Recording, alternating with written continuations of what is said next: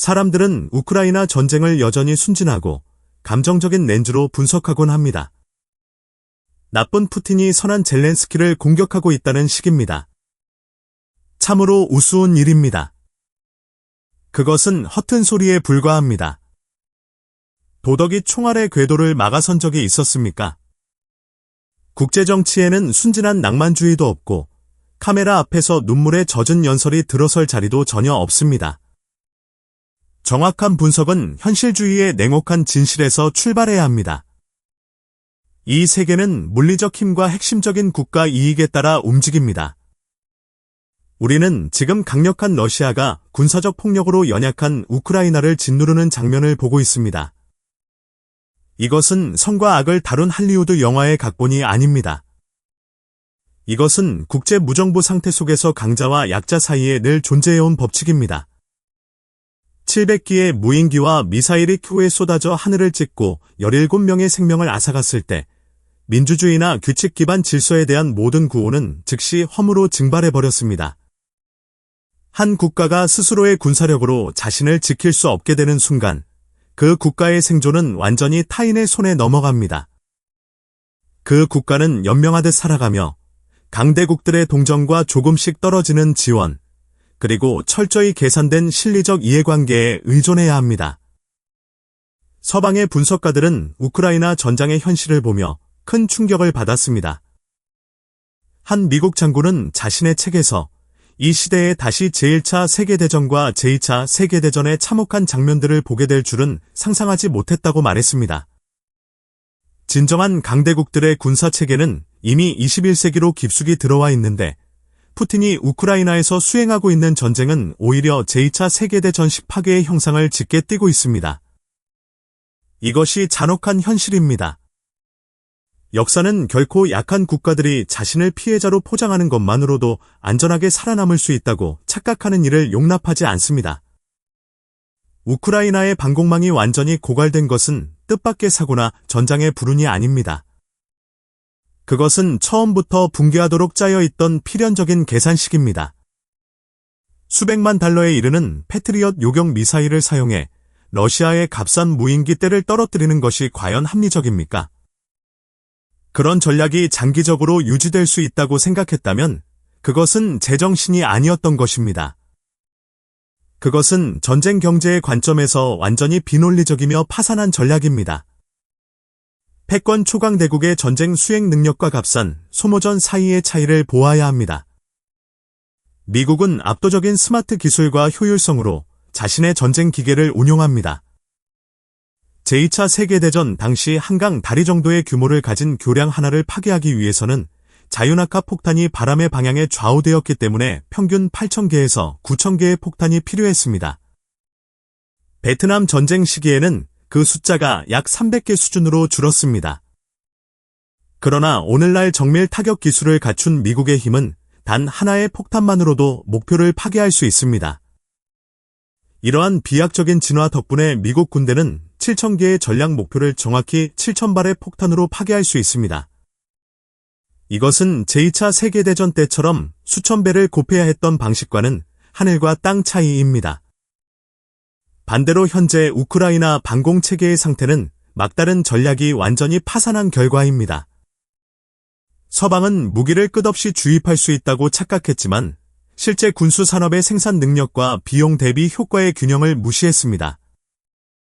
정교한 요격 체계를 러시아의 때 공격 소모전에 계속 소진하는 것은 재정적 자살 행위입니다. 패트리엇 방패의 붕괴는 단지 레이더나 발사대가 무너진 사건이 아닙니다. 그것은 자원의 철저한 고갈과 핵심 공급망의 단절을 의미합니다. 키우의 하늘이 찢겨 나간 것은 전쟁의 수학적 기반이 더 이상 당신 편이 아니게 되었을 때 나타나는 되돌릴 수 없는 결과입니다. 여기서 얻는 교훈은 매우 단호합니다. 핵심 산업 생산 능력을 스스로 쥐고 있지 못하면 빌려온 안보의 방패는 언젠가 현실주의의 압박 아래 산산이 부서질 수밖에 없습니다. 최근 젤렌스키 대통령은 미국이 중동 전장에 완전히 분산되어 있다고 불평하며 쓰라리게 인정했습니다. 그러나 그것은 세계가 어떻게 작동하는지에 대한 극도의 무지를 드러내는 발언입니다. 우크라이나가 우주의 중심이라고 착각하는 것은 제정신이 아닙니다. 미국은 전 세계에서 유일한 패권 초강대국이며 그들의 모든 행동은 동정심이나 공허한 연대의 약속이 아니라 핵심 국가 이익을 지키기 위한 거대한 전략에 따라 극도로 치밀하게 계산됩니다.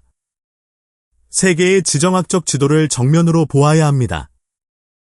미국의 패권적 지위를 실제로 위협하는 유일한 도전자는 누구입니까? 수렁에 빠진 러시아가 아니라 바로 중국입니다. 그렇다면 미국은 중국의 부상을 질식시키기 위해 무엇을 해야 합니까? 그들은 전 세계 에너지 안보의 목을 틀어쥐어야 합니다.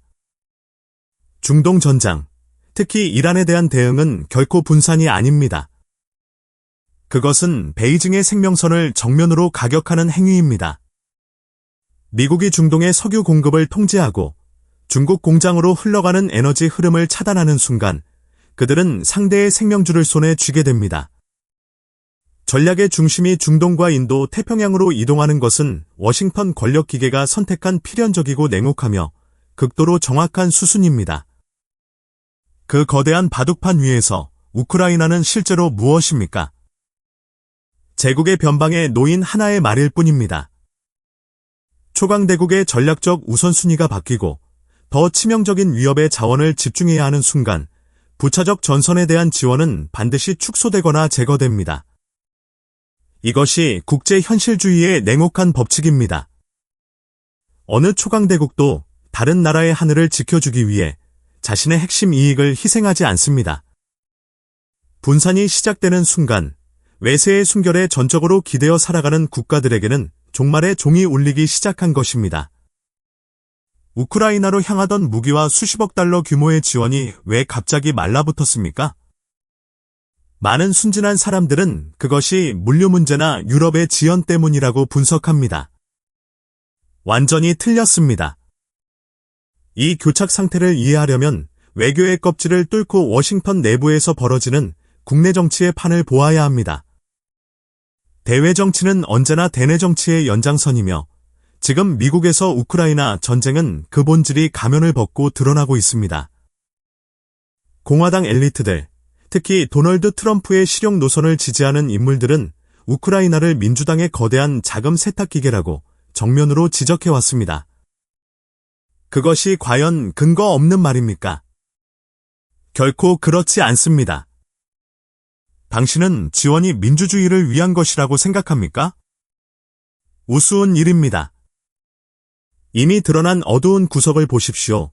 미국 납세자의 돈이 우크라이나로 보내지고 그 뒤 어떤 순환 구조를 거쳐 에너지 기업들을 통해 예를 들면 조 바이든 대통령의 아들 헌터 바이든과 부리스마라는 에너지 회사의 사례처럼 막대한 재정적 이익이 다시 미국의 정치적 이해 집단의 주머니로 흘러 들어간다는 것입니다. 미국 정치 엘리트의 일부에게 이 전쟁은 한때 돈과 권력을 조작하는 매우 효과적인 도구였습니다. 그러나 바람은 바뀌었습니다. 워싱턴의 정치 세력이 변하고 민족주의와 실용주의를 내세우는 세력이 자금의 통제권을 쥐게 되자 그들은 즉시 지원 밸브를 잠가 버렸습니다. 그들은 미국의 안보에 실질적인 이익을 가져오지 못하고 오직 반대 진영을 부유하게 만들 뿐인 소모전에 더 이상 자금을 대지 않겠다고 선언한 것입니다. 따라서 오늘 키우의 패트리엇 미사일 부족은 단순한 전장 실패가 아닙니다. 그것은 워싱턴의 자금 세탁 기계가 무너진 직접적인 결과입니다. 이것이야말로 자유수호 전쟁이라는 거짓된 찬사 뒤에 숨겨진 벌거벗은 진실입니다. 패트리엇이라는 방패가 없으면 다음에는 무슨 일이 벌어질까요? 순진한 몽상가들은 군대가 애국가나 인터넷상의 격려만으로도 끝까지 버틸 수 있다고 믿습니다. 그러나 그것은 허튼 소리입니다.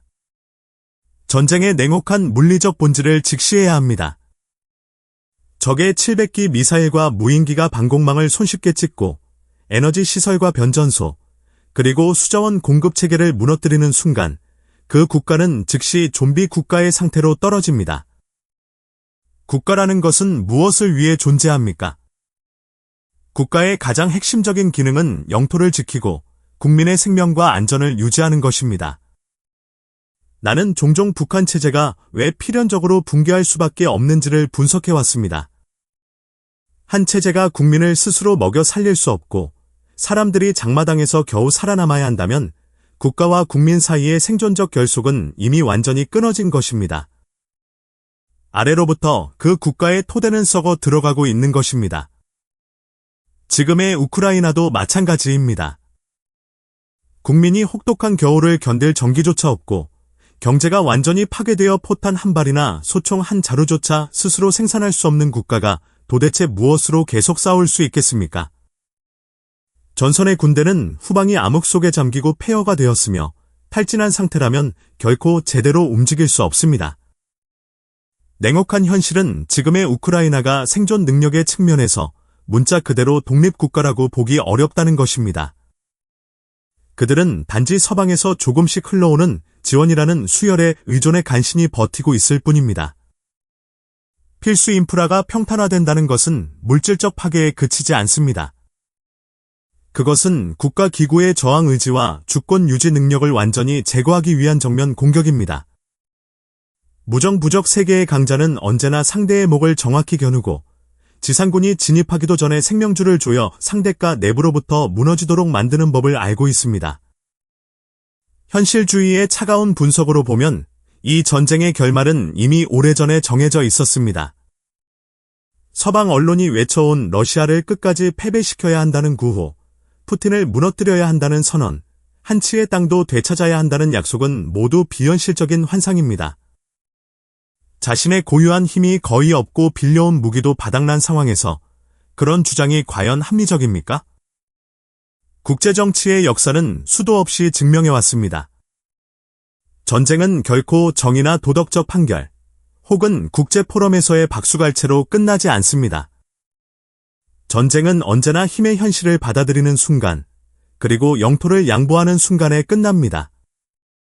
워싱턴의 변화를 면밀히 보아야 합니다. 특히 도널드 트럼프와 같은 실용적 지도자가 권력을 잡게 되는 정치적 가능성을 주목해야 합니다. 트럼프가 자신은 24시간 안에 우크라이나 전쟁을 끝낼 수 있다고 단언했을 때 많은 반쪽짜리 전문가들과 언론은 그를 비웃었습니다. 그러나 그것이 과연 웃을 일입니까? 그것은 결코 농담이 아닙니다. 그것은 패권 초강대국이 가진 절대 권력을 드러내는 말입니다. 왜 그가 그렇게 할 수 있습니까? 매우 간단합니다. 미국은 이 전쟁의 생명줄을 쥐고 있기 때문입니다. 미국이 무기 밸브를 잠그고 재정 지원과 정보 지원의 흐름을 끊는 순간 우크라이나의 전쟁 기계는 자동으로 멈춥니다. 끝입니다. 그 순간 우크라이나는 모든 반대에도 불구하고 협상 테이블에 앉을 수밖에 없게 됩니다. 그리고 남은 부분의 잔존적 생존을 대가로 일부 영토를 잘라내야 하는 냉혹한 현실을 받아들이게 될 것입니다. 새로운 세계 질서는 인권과 인도주의에 대한 연설로 그려지는 것이 아닙니다. 그것은 현장의 잔혹한 힘과 초강대국들 사이의 냉정한 타협으로 다시 그려집니다. 역사는 나약한 낭만주의를 위한 공간을 남겨두지 않습니다. 역사는 오직 물질적 힘을 실제로 쥐고 있으며 그 의지를 타인에게 강요할 줄 아는 자만을 기록합니다.